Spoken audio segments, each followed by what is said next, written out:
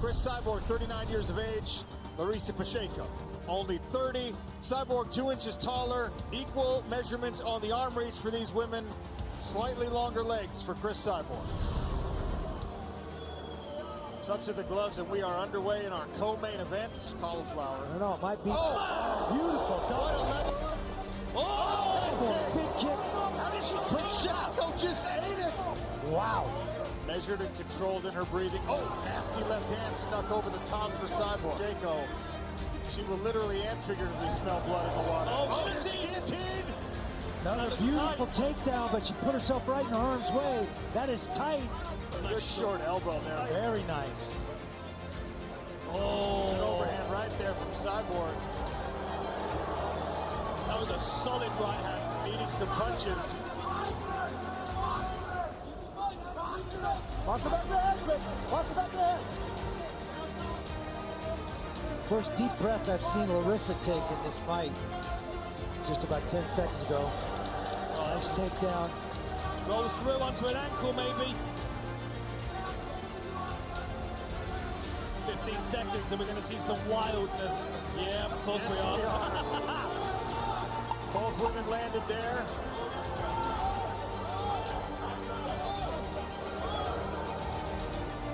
They'll swing away to the final bell here.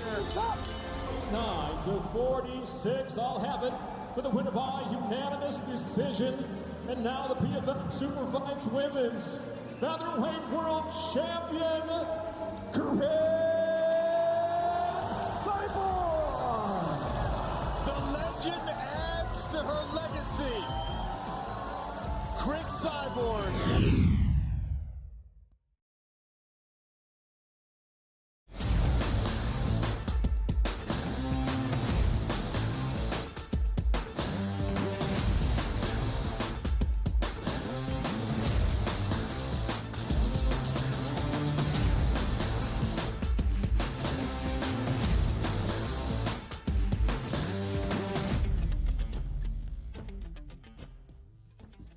Welcome to hour number 3, live right here on this Football Friday on the early line on SportsGrid. He is Joe Ranieri. I am Ben Stevens. One more hour to go to send you into your football weekend. And now we'll get into college football and a couple of monumental games in this penultimate weekend of the regular season, our second to last Saturday. We'll talk some CFB to start off this third hour. A quick break from a Football Friday to talk about a Friday in the NBA Cup, and it's feast week in college hoops. A couple of huge games on the docket as those non-conference early season tournaments are now officially underway. And then we'll finish with our Week 12 Pick 6, our favorite bets for the Sunday slate all around the docket in the National Football League this weekend. One more hour to go, Joe Ranieri. It should be a ton of fun. It's going to be an awful lot of fun. I love the Week 13 slate in college football, Ben. Also, some interesting spots in college hoops as well as the NBA we got to get to. Yeah.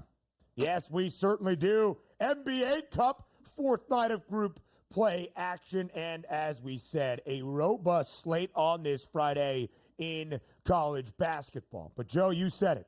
What a weekend in store. Week number 13 of this 2024 college football regular season. It is our second to last Saturday. The regular season finale is next week after Thanksgiving. We've got one more Saturday before the final one of the year. And a top 5 tilt on a Saturday afternoon in Columbus, Ohio, where the focus of the college football world in the last 10 days has been perhaps on a place nobody expected, or perhaps a place the college football world has never focused. Bloomington, Indiana.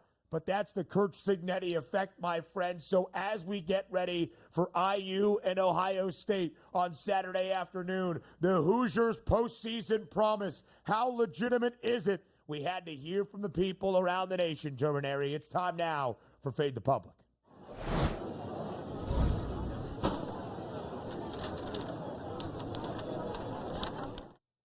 At SportsGrid on Twitter, is Indiana a college football playoff team? A complex question with many conversations that need to be followed in context that must be provided. But the available answers, Joe, I am proud of in our FTP poll. Yes, Indiana is a college football playoff team, regardless of result tomorrow in CBUS. Yes, but they need to cover in their biggest step-up spot of the year, a double-digit dog against the Buckeyes. Or no, look at the schedule, man. Indiana is not a college football playoff contender. Most of the public saying, yeah, Indiana is a college football playoff team, more than 47% of the vote. Joe Ranieri, did the public get this correct, or might you be fading the good people? And here's the problem, Ben. Everything, whether to prove this poll question right, yes or no, completely depends on, forget about Indiana winning. It depends on whether Indiana is competitive, because my problem here, Ben, is that if Ohio State goes in there and blows their doors off, the committee is going to look for any reason to put in a 2-loss SEC team as opposed to a 1-loss Big Ten Indiana team with 1 loss, but of course played absolutely nobody. And then, of course, the only team you did play, you got blown out. If this is competitive and they can stay within the number, yes, I agree. Indiana is a playoff team. If they get blown out, Ben, the committee is looking for every reason to throw another SEC team in there, and they are on the outside looking in. No doubt about it. Based on ESPN's own metrics, the Football Power Index, IU's strength of schedule is 106th in the country. As I said yesterday in what became a heated debate with a couple of foolish individuals, Mark Zinno and Donnie Rightside, the issue is not Indiana's strength of schedule. To really get a full picture of this IU team, Indiana would tell you, although they did not pick their schedule, it has not been a gauntlet. Nobody is denying that the Hoosiers' strength of schedule has been relatively simple. But to provide the full context into what this Indiana football team has done in a historic and generational season, you need to say what the Hoosiers have done to that easy schedule. And the odds makers know it is easy. And thus, in our line of work, Indiana covering in 8 of 10 games, one of 6 FBS teams around the country with a cover percentage of 80% or better, that takes into account that Indiana is expected to win easily, and yet they are covering based on expected easy margin by 14.6 points per game. But again, Joe, what you offered up there, I think, is a very reasonable description of this Indiana team. Everybody in the country would be at least a slight underdog in Columbus against Ohio State. Why do I know that? Why can I say it with certainty? Well, Ohio State is a favorite to win the Big Ten championship right now, despite losing a game to Oregon, in which they were favored on the road in Autzen. Ohio State is not just the favorite to win the Big Ten. Ohio State, Joe, is the favorite to win a national championship at plus 320, more than $1 in front of the Ducks, more than $1.50 in front of Georgia. Thus, Ohio State would be at least a slight favorite on a neutral field against every other team, and thus would be a stronger favorite in the shoe in Columbus against everybody. So the fact that Indiana is catching points is not necessarily stark. The fact that Indiana is catching double digits and a top 5 tilt does question exactly how good Indiana is in its largest step-up spot, not just of this season, but, Joe, I think you could make an argument in the history of Hoosiers football. So now let's break down the game. How does, if at all possible, Indiana stay within the number tomorrow in Columbus? Well, I hope Ohio State gets locked into their locker room and can't make it to the field. Outside of that, Ben, I would say, no, I'm kidding here. You know, you mentioned it, Ben. There aren't a lot of examples of a double-digit, undefeated underdog this late in the season, Ben. We're heading into week 13, and this team is catching double digits. You know what else we haven't seen is a top 5 ranked team being listed as a double-digit dog. It's only happened 14 times since 2014. Those teams, Ben, 0-14 straight up, 5-9 against the number. The last team to do it was Auburn, and Auburn beat Alabama in that kick six game, which I'm still scratching my head about here. Listen, they have to keep this game close early and roll the dice in the second half. And one thing we know about Cignetti teams with Indiana, they're not going to shoot themselves in the foot here, folks. They're a very well-coached team, much like a Nick Saban Alabama team. Very disciplined. They're going to make you make the first mistake.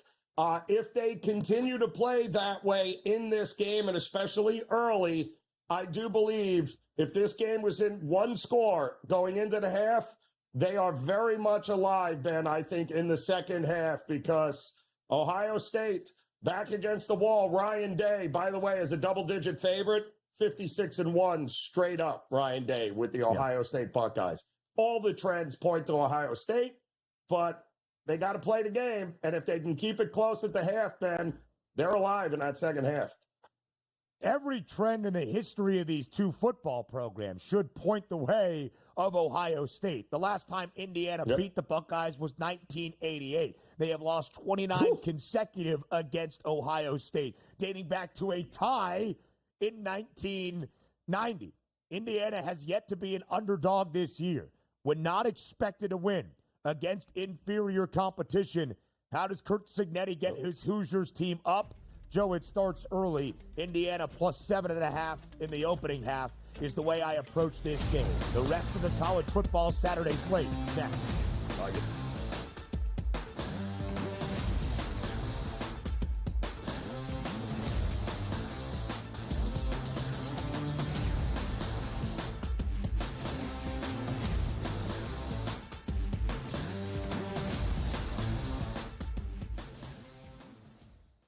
Sharpest football contest show in the land. The Las Vegas Football Contest Show focuses on Circus Sports Million, Circus Survivor, and the Westgate Super Contest, handicapping the games and releasing our contest picks every week of the season. With two former Super Contest winners, Brady Cannon and James Salinas, a former NFL player, Mike Pritchard, and over $1 million in contest prize money won combined, the Las Vegas Football Contest Show will have you prepared this season like none other. We live in a society right now where everybody's a snowflake, everybody's a cupcake, and everybody thinks that nothing is fair. Everything is like, it's not fair. We should have a better chance. We need more. You know what? I'm old enough to remember when you needed to have a perfect goddamn record to win a college football championship. That's the way it was. 11-1, too bad. Sports Rage tonight, only on SportsGrid. Grandma Bear, who owns the football team, probably comes in, gives a little, oh, man, you're such a good little boy out there. Congratulations, the way you coach this football team. I'm never going to fire you. Quarterly, I missed you pinching your own cheek as I was looking down and did not know we were getting. Oh, Donnie, you got such a good show there with that guy named Finn. Like, that's what your grandma would do to you when you go see her on Thanksgiving or Christmas, you know? The Early Line, only on SportsGrid. Together, both Devontae Adams and Garrett Wilson had huge nights. Aaron Rodgers loves the two big targets, and he says if this is going to happen, it's going to be very tough on the defense to decide who they want to go after. Adams and this kid, Wilson, I won't deny what they can do, but nobody else does jack. Pharrell Coast to Coast, only on SportsGrid.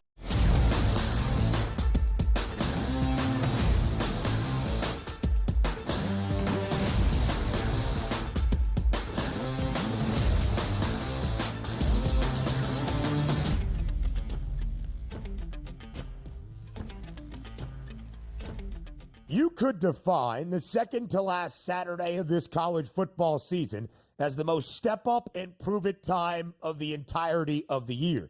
Maybe that's the case each and every college football campaign, but it certainly is on Saturday. Indiana undefeated 10-0, but a double-digit dog on the road against Ohio State. The Armed Forces, Army, 9-0 for the first time since 1996. Ranked 19th in the country, taking on number 6 Notre Dame inside a baseball stadium up in the Bronx. That's Yankee Stadium.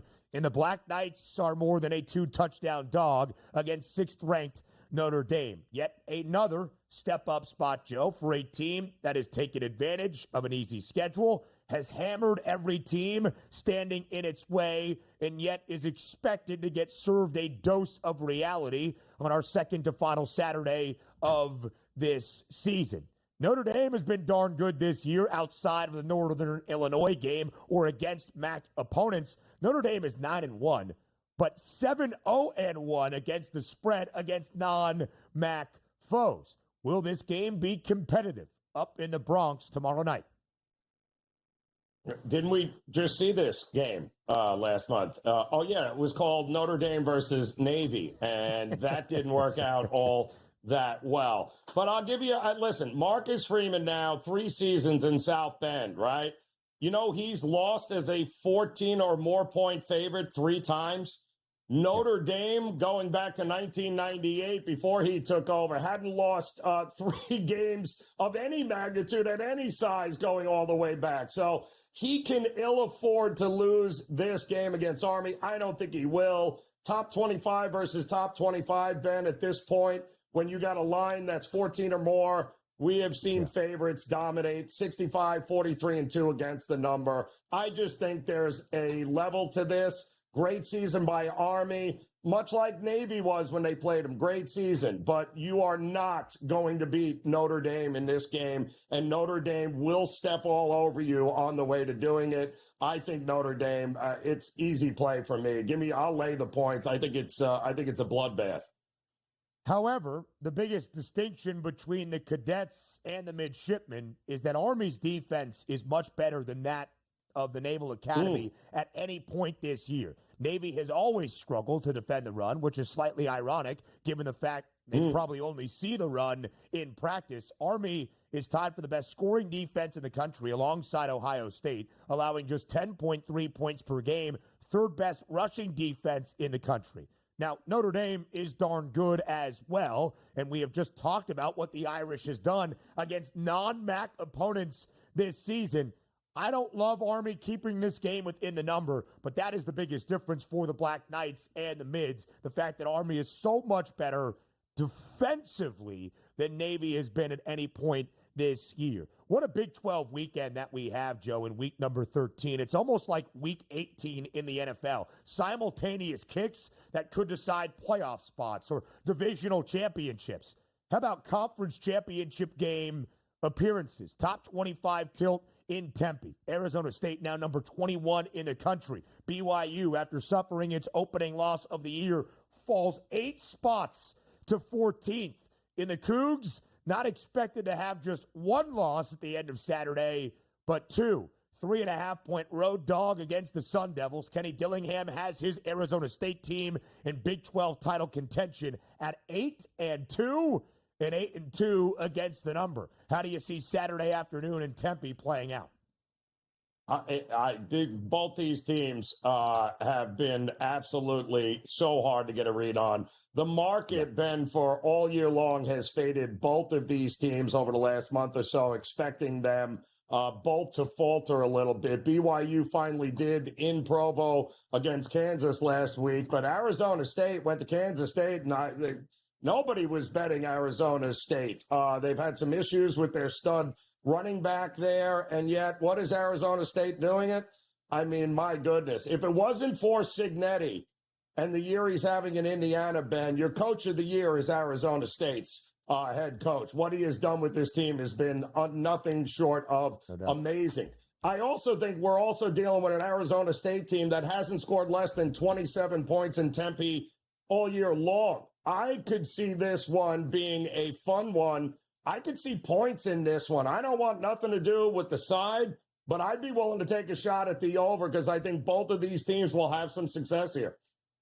BYU had gone over in 5 consecutive games before last week's low-scoring affair against Kansas. Speaking of Kansas and potential Coach of the Year candidates, Not Lance Leipold, maybe in the last month, but on the other side, it's Colorado, number 16 in the country.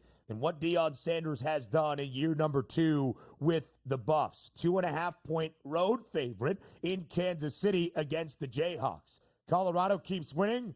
Colorado will play for a Big 12 crown. Colorado is the favorite to win a Big 12 title at this moment. But KU likes to play spoiler here in the last month. Might they do so again in Arrowhead tomorrow against the Buffaloes? Yeah, I unfortunately, Kansas is a live dog for me, for Colorado.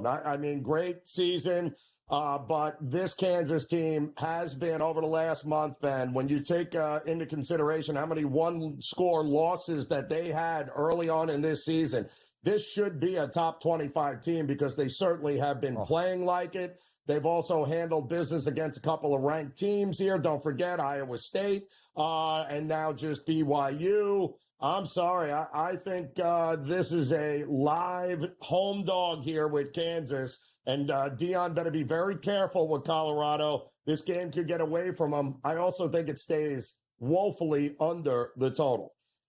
Kansas now has more ranked wins, multiple, than anybody else in the Big 12. And they have done that in 2 consecutive weeks. This Kansas team looks like in the last month the Jayhawks side we expected to see. They have won 3 of their last 4. They have covered in 4 straight, including the Sunflower Showdown against Kansas State. We'll show you the rest of that Week 13 watch list, a couple of games to keep an eye on. We'll talk some Friday college hoops and some Friday NBA Cup action on the other side of the break.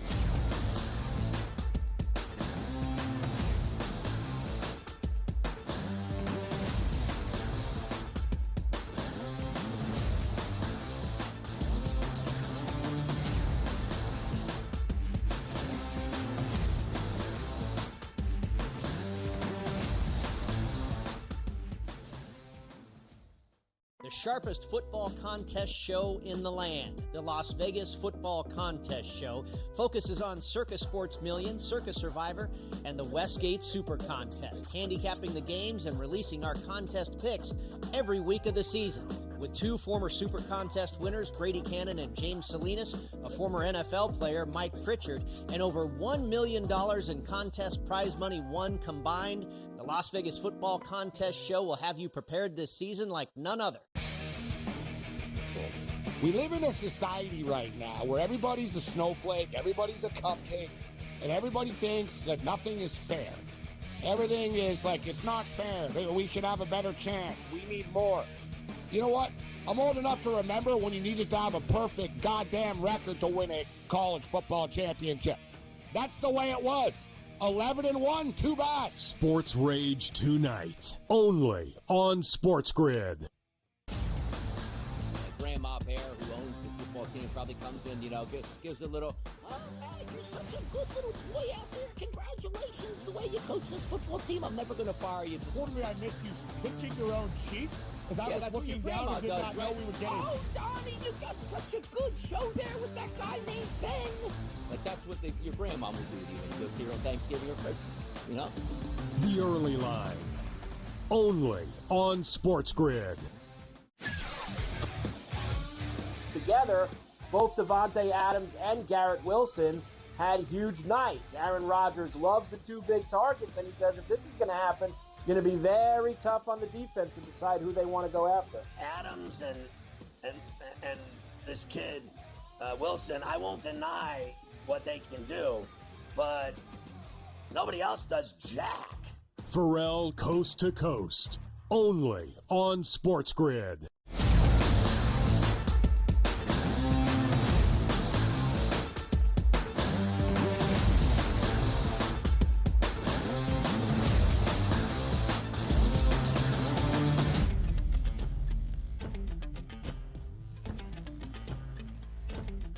The second to last Saturday of this 2024 college football season, Joe, the rest of the Week 13 watch list on this Football Friday. Penn State, double-digit favorite on the road in the Twin Cities against bowl-eligible Minnesota. Penn State needs every win it can get against teams that have a record above 500. The Nittany Lions as a favorite, now 30-1 straight up since the start of 2022.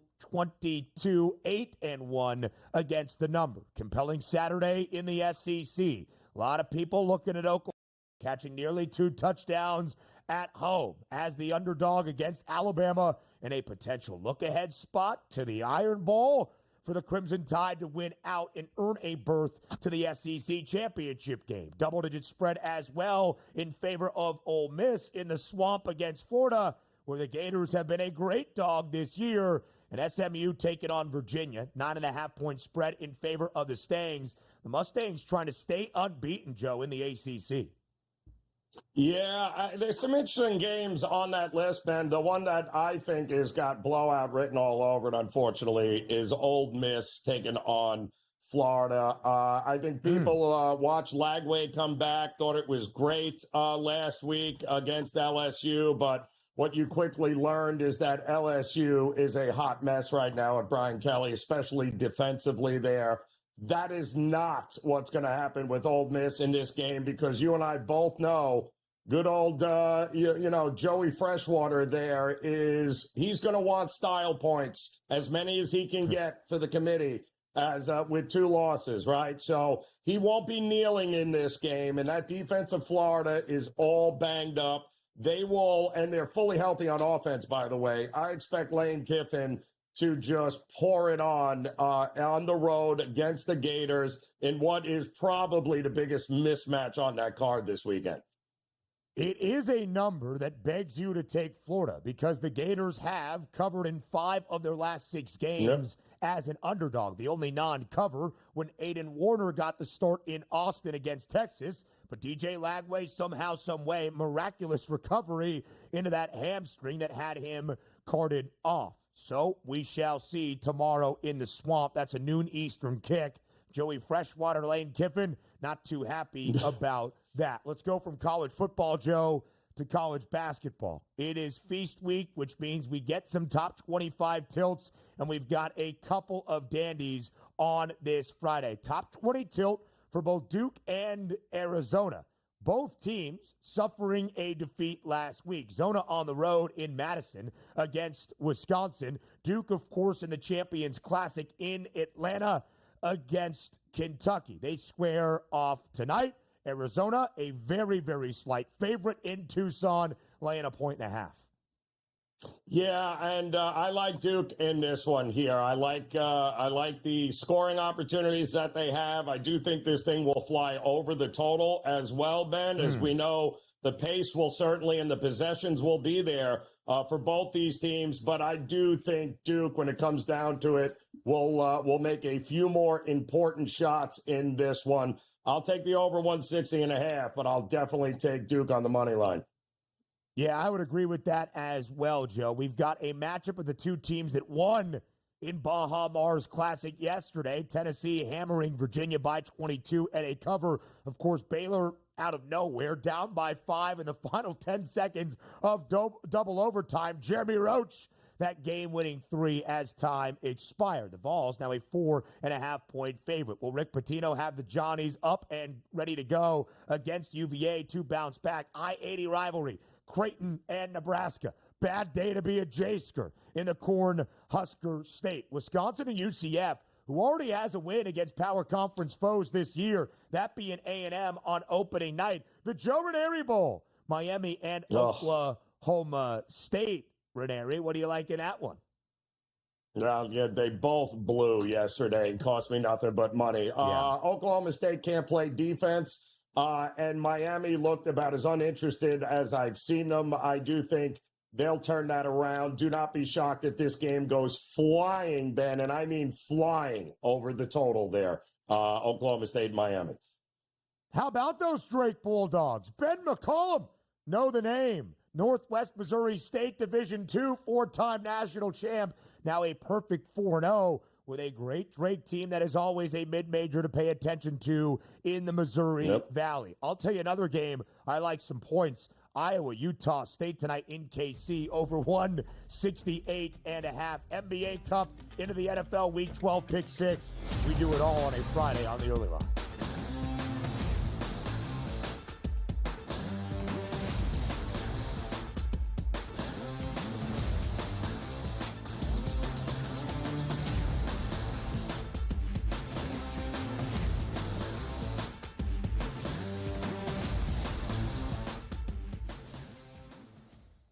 The sharpest football contest show in the land, the Las Vegas Football Contest Show, focuses on Circus Sports Million, Circus Survivor, and the Westgate Super Contest, handicapping the games and releasing our contest picks every week of the season. With two former Super Contest winners, Brady Cannon and James Salinas, a former NFL player, Mike Pritchard, and over $1 million in contest prize money won combined, the Las Vegas Football Contest Show will have you prepared this season like none other.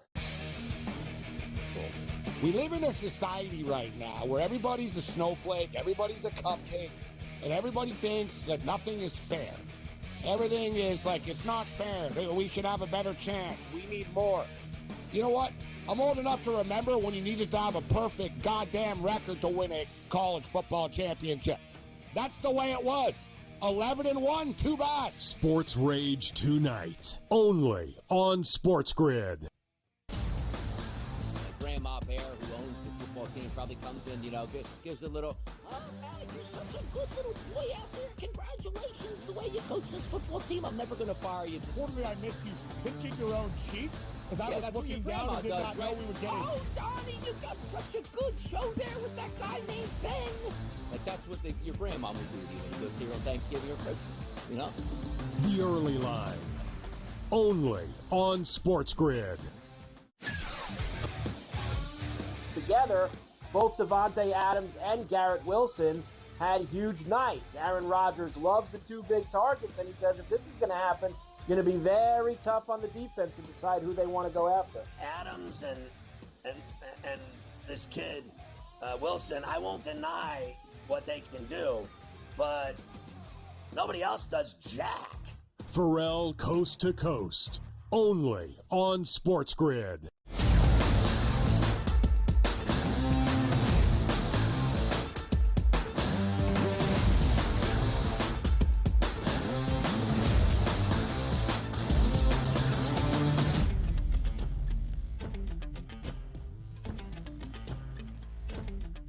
Before we get back fully into a Football Friday, just some NBA Cup action you need to know on night number 4 of group play in the in-season competition. We've got 4 games out in the Eastern Conference, 4 in the Western Conference. The odds makers still expecting Philadelphia to show something, despite having the NBA's worst record at 2-12 and only 3 covers to show for it this year. The Sixers a 6-point favorite against a really good cover team in the Brooklyn Nets. Milwaukee is 1-4-5. They're a 5-point favorite against the Pacers. Washington also at the bottom of the Eastern Conference alongside Philadelphia. Boston, huge win in East Group C, handing the Cavs their first loss of the season on Tuesday. The C's a 15.5-point road favorite in the nation's capital. The Atlanta Hawks and the Chicago Bulls, about a 1.5 spread in favor of the Hawks in the Windy City. Yeah, I forget Philadelphia. How they're even a favorite of 6 is beyond me, Ben. This is a team that obviously doesn't like one another. They have no experience playing with one another. That was the first time the Big Three actually played with one another. And what did they do against the depleted Memphis team? They got absolutely boat raced here. They're 1-5 at home. I have no idea why they'd be laying more than 2 buckets against anybody. Yeah, I'm good. I'll take the points with Brooklyn tonight. The Nets have been a sensational underdog this year, 8-2-1 against the spread. When you look at that number as well, Joe, it is dropping, reflecting what we are saying. 4.5-point spread now only in favor of Philadelphia. The Hawks and the Bulls playing in an NBA Cup game, by the way, with a total of 246. Yeah. Now let's head out to the Western Conference. The Rockets have been a really good team this year. 12-point favorite against the Blazers team, often an underdog. who has not been bad against the number as a dog this year. Portland 9-5-1 against the spread. That's 15 games as a dog. I believe Portland has played all 15 games as the underdog indeed. The Clippers at home, they've won 6 straight, a couple outright as an underdog. The Pelicans are really struggling this year. It's been a disastrous season in the Big Easy. Golden State laying double digits on the road in NOLA. The Nuggets, 3-point home favorite against the Mavs. NBA Cup action where I believe Denver won on Tuesday without Nikola Jokic for a third consecutive game. Yeah, they did. They ended up beating Memphis, who had beaten them the game prior without him as well. But they got back in a big way there. Now we've got some issues with Doncic, it appears, in Dallas. Might be missing a few games. So, boy, oh boy, that's going to be interesting. I believe the birth of his child is why the Joker is missed. I believe he might be back for this one here tonight. A game-time decision. Great program, and that is the status for Nikola Jokic, who has missed 3 straight games. Of course, the Joker doing what he does better than anybody, that is averaging a triple-double at this moment, nearly 30 points, 14 boards, and 12 dimes per game. Leads the NBA, by the way, in both rebounds and assists so far this season. All right, from the NBA Cup to NFL Week 12 action and a preview of the Sunday slate with our Pick 6. Again, our Pick 6 stands as such. Favorite touchdown scorer of the weekend. Somebody to hit pay dirt and cash a ticket. Moneyline underdog to pull off the outright upset. Our favorite under of the weekend. A game we see with limited scoring. An alt line, a couple of plus money prices, a yardage prop, somebody to go over a number that is set, and then we combine forces for a 2-leg 6-point teaser. One of these days, we'll make it work, but they call it a teaser for a reason. It should be easy. It oftentimes is not. Anyway, Joe Ranieri, your favorite anytime touchdown score of the weekend is who and in what game? Yeah, I'm going to go to the Kansas City Chiefs and Carolina Panthers, and I'll go with Travis Kelce getting back into the end zone after the Bills took him out of there last week here. I just don't see the Panthers linebackers and safeties doing anything against them. I think it'll be old reliable. Carolina's allowed 7 touchdowns to tight ends already this year. And I think he'll have a field day in this game. I do think Kelce will find pay dirt rather easily in this one. Yeah, I like that look at a plus 115 price. Mike Blewett mentioned it, the increased offensive production for Travis Kelce in the last month after a slow start to the year at times. I like the number, Joe. I also like the number for my favorite anytime touchdown scorer. It's Tyreek Hill. He has scored he scored a touchdown in 2 consecutive games. And honestly, Joe, when I went to look at this, because we have discussed this a few times, the numbers have been so wonky on Tyreek Hill, who led the league in receiving touchdowns a year ago because of the injury to the quarterback, Tua Tagovailoa, even as he made his return and still felt a little bit uncertain. That at times you got Tyreek Hill at a number that you could have never got him at a year ago, minus 140, minus 160, minus 175, because of how often Tyreek Hill was scoring touchdowns. Well, up until 2 weeks ago, he had only scored in the very first game of the year for Miami. Now he has scored in 2 straight. I actually expected minus 110 or so, still at plus 105. I think the Dolphins have a good day at home against the Patriots, and I think Tyreek Hill hits pay dirt. Yeah, I agree with you. I do think if it ain't broke, don't fix it. And Tua and Tyreek and Miami have owned New England, and they're going to own them again this weekend here, Ben. Without a doubt, he will find the end zone against that pass defense. So both some plus money in our touchdown score. How about some more plus money in a money line underdog? And when I say both, it means we are thinking the same thing. We have the same money line underdog to win outright on Sunday. In transparency, there's not many great money line spots, a lot of spreads at 6, 7, or even higher than that. Joe, we're focused on the Windy City. We're both on the Bears. How does Chicago pull off the outright upset over the Vikings on Sunday afternoon? Well, they do it because they have one of the second, I believe, against the pass is that defense of the Bears going up against Sam Darnold. Listen, you beat the Bears by being able to run the ball, and Minnesota can't run the ball. Aaron Jones has been hurt over the last month. Cam Akers not doing a great job here. I don't see them, especially with Darrisaw going down on the offensive line for the Vikings.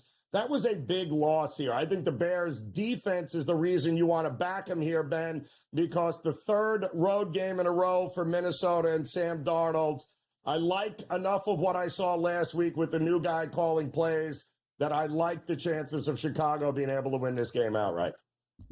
Yeah, me as well, Joe. 4 wins for the Bears this year. 3 at home, 1 in London. At least it wasn't a true road game. 2 covers as an underdog this year. Last week at home against the Packers as that offense showed some life with the interim OC in Thomas Brown, and outright as a slight underdog against the Jags in London. All to say, when they're not playing a true road game, the Bears look better. And I'm not asking for them to look fantastic, but just to knock off a Vikings team and win outright. I thought about the Rams. I really trust in the Eagles. That's a Sunday night game in SoFi. I do believe LA is live.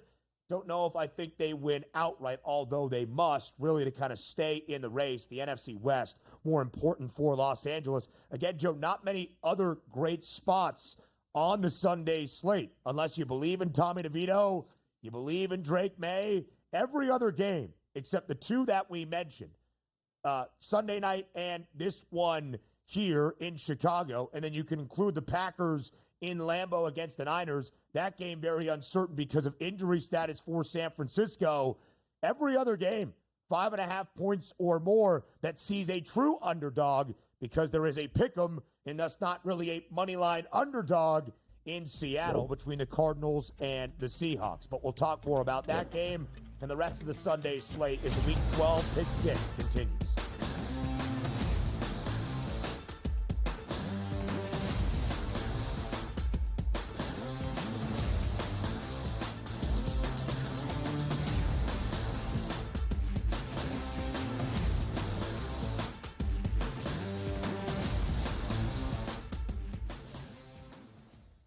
The sharpest football contest show in the land, the Las Vegas Football Contest Show, focuses on Circus Sports Million, Circus Survivor, and the Westgate Super Contest, handicapping the games and releasing our contest picks every week of the season.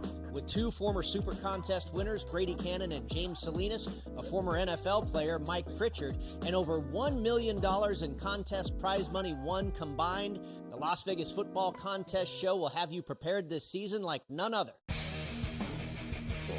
We live in a society right now where everybody's a snowflake, everybody's a cupcake, and everybody thinks that nothing is fair. Everything is like, it's not fair. We should have a better chance. We need more. You know what? I'm old enough to remember when you needed to have a perfect goddamn record to win a college football championship. That's the way it was. 11-1, too bad. Sports Rage tonight, only on SportsGrid. Grandma Bear, who owns the football team, probably comes in, gives a little, oh, man, you're such a good little boy out there. Congratulations, the way you coach this football team. I'm never going to fire you. Unfortunately, I missed you pinching your own cheek because I was looking down and did not know we were getting. Oh, Donnie, you got such a good show there with that guy named Ben. Like, that's what your grandma would do when you go see her on Thanksgiving or Christmas, The Early Line, only on SportsGrid.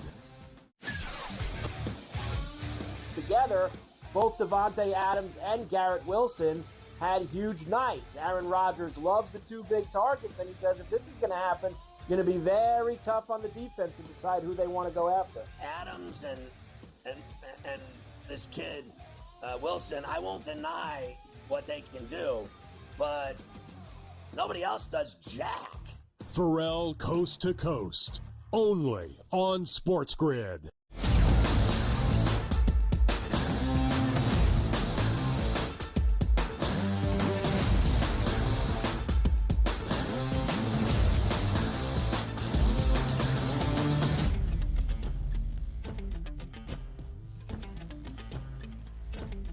Our NFL Week 12 Pick 6 continues on live on this Football Friday on the early line on SportsGrid. We have given you our favorite touchdown scorer and our favorite money line underdog. Don't worry, if you're just tuning in for the first time, we'll recap everything before we end out the show in our final segment next up. But next up in the Pick 6 is our favorite under of the weekend.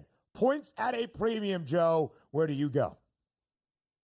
Yeah, points definitely at a premium, and I just don't think we're going to get a whole lot of them. I am looking at that Giants and Tampa Bay game here, Brad. I mean, if it ain't broke, we ain't fixing it. And quite honestly, the idea that Tommy Cutlets is going to step in and beat up a Tampa Bay defense that now under Todd Bowles has had an extra week to prepare, I think is ludicrous. We saw this guy already a year ago, Ben, average about 12 points, the Giants, and the offensive line wasn't any good then. It's not any good now. The thing the Giants do have, though, that they were better at than a year ago is their defense. And I do think, even though Mike Evans is slated to come back, it's a cold day. It's a windy day at MetLife Stadium. Not ideal conditions. Tampa is going to win this game, but Tampa is going to have to work for it. I don't see us getting 42 points or more here. I think the under, for me, is the only way I'd look to play this game. Yeah, the Buccaneers did stay under in their most recent game against the San Francisco 49ers entering the bye. Good news for the Bucs in a season defined by injury, unfortunately, as well. Mike Evans back at practice. There's one thing, Joe, to be said about the Tommy Cutlets sensation, right? And what Tommy DeVito was able to do in his 6 games as a starter a year ago, going 3-3. But once the book is out on a quarterback that, let's just call it like it is a little bit limited as a starting caliber quarterback in the NFL, defenses start to make their adjustments. You can kind of sweep the nation early on because nobody really has the game film on you. Once you have some time to prepare, and both teams have come off the bye, it makes it a little bit more difficult. I lean under, Joe, Cardinals and Seahawks in the Northwest on Sunday, 47.5. I know you see it slightly differently, but it's a pick 'em. And I actually like Arizona to win the game outright. And one of the reasons I think the Cardinals have been playing better football, winners of 5 of their last 6 and 4 consecutive, they've gone under in 3 of those 4 games, allowing 15 points or less in all 3. They've gone under in 4 of their last 5 wins. Arizona has allowed just 15 total points in their last 2 games. All right, who are they playing? The Bears and the Jets. I understand it. But at times, I think Seattle has been a little bit careless with the football is how I would describe Geno Smith. And the Seahawks did go over in 5 of their first 6 games, Joe, now under in 4 consecutive. I know we see this game a little bit differently, but if you had to pick a winner for Sunday in Seattle, who do you like? Yeah, it's tough. I mean, I would certainly lean Arizona here, but I do think this is the kind of game at home with Geno Smith that somehow or another he figures out a way and wills his team and gets the W here. It would certainly be a consideration to tease Arizona or Seattle up and over the touchdown if you were looking at it that way. This series has been a dead under over the last couple of years, but something tells me healthy on the offensive side now for Seattle and the points that Arizona is capable of putting up. This feels like an over to me here, Ben. Listen, it might be. It very well might be. I think it's going to be a great game. It's impactful nonetheless in the Northwest. Arizona, the only team with a winning record in the NFC West and now a divisional minus money favorite because San Francisco has their injury woes. Seattle is 5-5. The Rams 5-5 as well. Alt line of the weekend. Let's find those prices out there, Joe. Where do you start?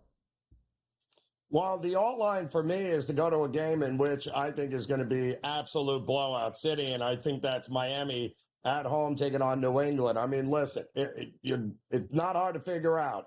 Under Mike McDaniels and Tua, the Miami Dolphins punch down better than anybody in the league. Just look at what they did to the Raiders a week ago. We just saw this New England defense give up 4 touchdown passes to a LA Rams team that had to travel across the country. Stafford picked them apart.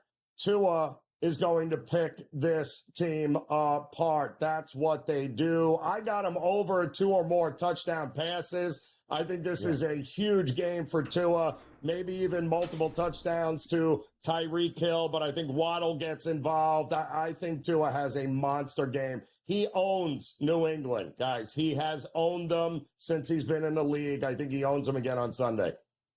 And let's get a little bit crazy then with that alt line. 3+ passing touchdowns for Tua Tagovailoa is plus 280. Again, expected to throw 2 to add on just 1 more, plus 280. I agree, Joe. The Dolphins also as a favorite since the start of last year, 13-4 against the spread.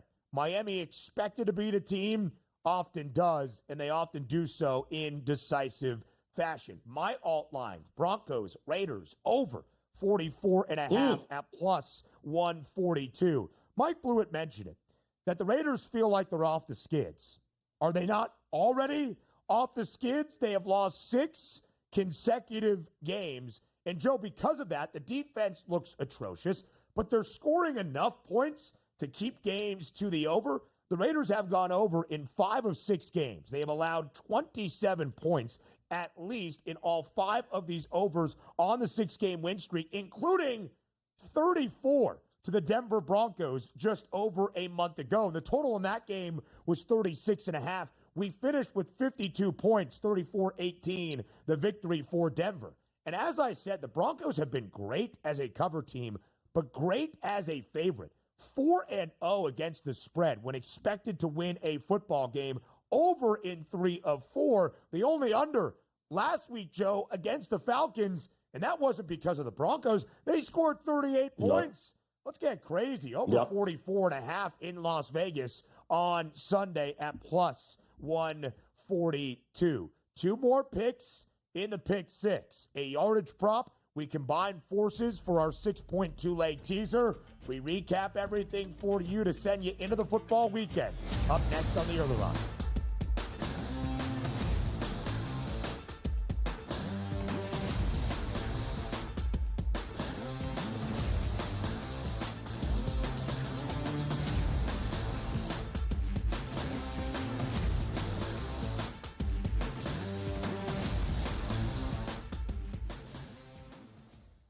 The sharpest football contest show in the land, the Las Vegas Football Contest Show, focuses on Circus Sports Million, Circus Survivor, and the Westgate Super Contest, handicapping the games and releasing our contest picks every week of the season. With 2 former Super Contest winners, Brady Cannon and James Salinas, a former NFL player, Mike Pritchard, and over $1 million in contest prize money won combined, the Las Vegas Football Contest Show will have you prepared this season like none other. We live in a society right now where everybody's a snowflake, everybody's a cupcake, and everybody thinks that nothing is fair. Everything is like, it's not fair. We should have a better chance. We need more. You know what?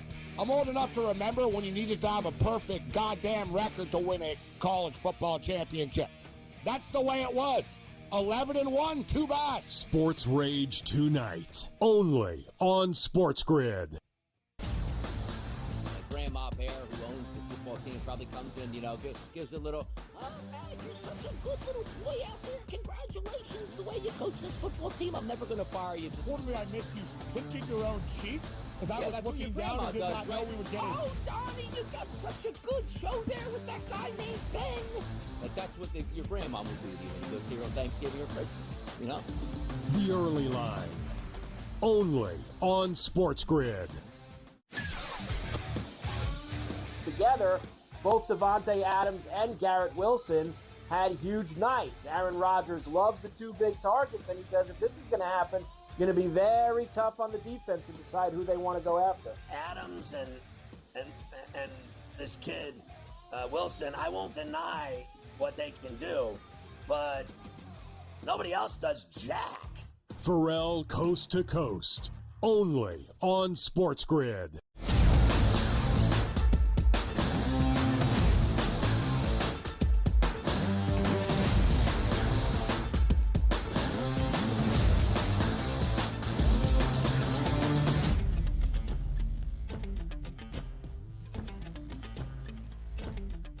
A couple of spots in the Sunday Week 12 Pick 6 for the National Football League. Joe Ranieri and I have seen things in a similar fashion.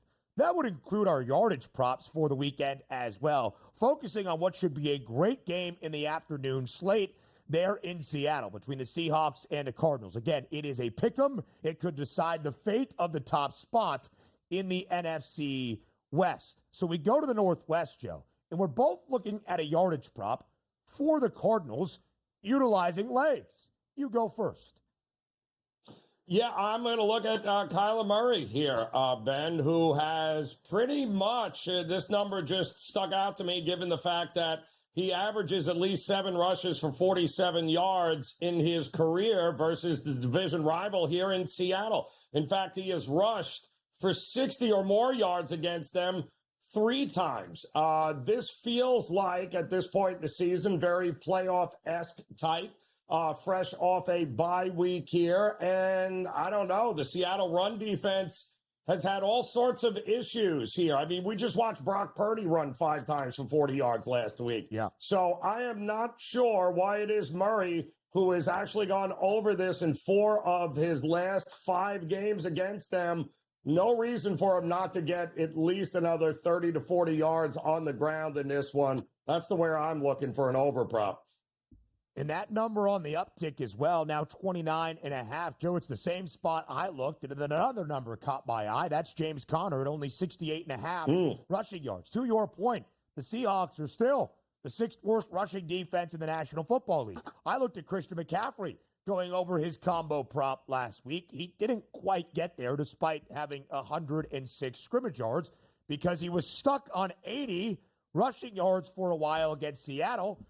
If James Conner gets 80, he's well over his prop on Sunday against the Seahawks. And in the 2 divisional games that Arizona has played this season, both wins, by the way, as the Cardinals are the favorites to win the NFC West, James Conner, 122 yards against the Rams, 86 against San Francisco. I think it's a heavy ground attack for this Arizona team on Sunday over Kyler Murray, over James Conner. Now, we combine forces for our 2-leg 6-point teaser. The Niners spurned me last week, Joe, keeping us from what would have been success. Wait. No, I didn't have the Niners last week. I had the Niners 2 weeks ago. We won last week. I had the Packers. That's what I was asking. We had the Bengals. So we had the Bengals and we had the Packers. Bengals 7.5, and same thing with the Packers. That's a winner, my man. That's a winner. Oh, my God. Here I am thinking we're worse at our job than we are. Great stuff, Joe. All right, let's keep it rolling then. 2 straight teaser picks that we are going to hit for you week in, week out. And, Joe, again, rather similar fashion, looking at around a touchdown favorite on Sunday and basically bringing them down to a pick to just win the game outright. Who is your first leg of our 2-leg teaser? To me, it's all, if it ain't broke, don't fix it. It's Miami at home. I don't often like to come down in this here, but they are the home team, and the history of Tua against this team has been unreal. Not to mention the buzz around Miami is huge, Ben. Listen, they have a very favorable schedule, including this game against New England. They still have an outside shot at making a run at a wild card spot here. They know it. The media knows it, and they have no more room for error. So I anticipate they will do what they always do against less than teams, and they will beat the snot out of them. So I'll take it down to a point and a half, and I'll back Miami. Yeah, I agree with that look as well. Joey mentioned how good the Dolphins are as a favorite in the last year plus. The Texans, not so great as a favorite, but I don't think they lose on Sunday at home to the Titans. Why do I say that? Well, Houston's a 7.5-point home favorite against a bad Tennessee team that's just 2-8 and has not covered in any of its 8 losses. So if Houston wins, thus they can win outright by 1.5 in a good teaser spot. All right, quickly, Joe, 50 seconds left in our show. Run through your pick 6. I'll do the same. All right, going with anytime touchdown, Travis Kelce. The Bears are going to be my moneyline underdog. I'm going the under Giants, Tampa Bay. I'm going Tua, 2 or even 3 or more touchdown passes for the alt line. Kyler Murray over his rushing prop. And, of course, Miami is my teaser leg. All right, I go Tyreek Hill to find Pater for a third straight game. Bears money line as well against the Vikings. Cards Seahawks under 47.5. Broncos Raiders alt over 44 and a hook. James Conner over his rushing yards prop. And the Texans, my leg of that 2-leg teaser. Have a great weekend, everybody. The early line returns on Monday.